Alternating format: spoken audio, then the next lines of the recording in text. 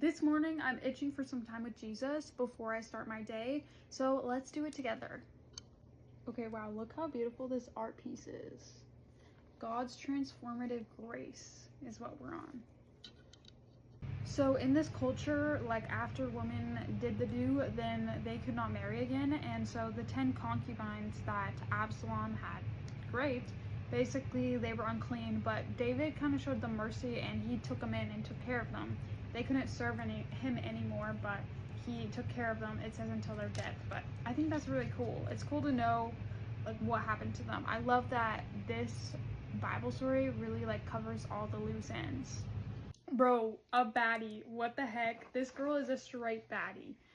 The wise woman Abel displayed courage by intervening in the attack, appealing directly to the commander of the army. She spoke to Joab respectfully and convincingly, recognizing her need to intervene in order to save the city. She identified herself as peaceable and faithful, whereas she described Joab as the one who sought to destroy a city and a mother in Israel.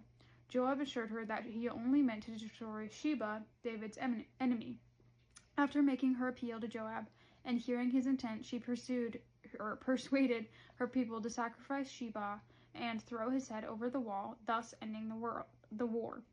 Many of the women in 1 and 2, 1st and 2nd Samuel displayed wisdom, courage, and a commitment to justice, and they demonstrated respect and submission to the authorities placed over them. I think that's so cool. Like, what a baddie. She literally stopped a war because she went and talked, and she was so wise. And it literally says in 22, the woman in all her wisdom. I love that. Goals. I love how like deep, like genuinely David and Jonathan were soulmates, and you can tell.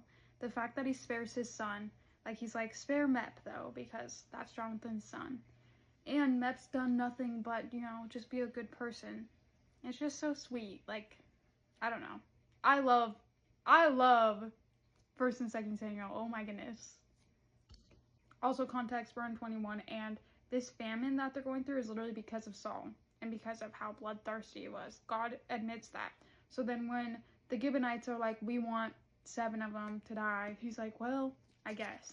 But what an amazing mother this girl is, because she protected her sons, and even though like they still died, like she gave them an honorable death and a good burial instead of like having them die from animals. And it really changed David's heart too.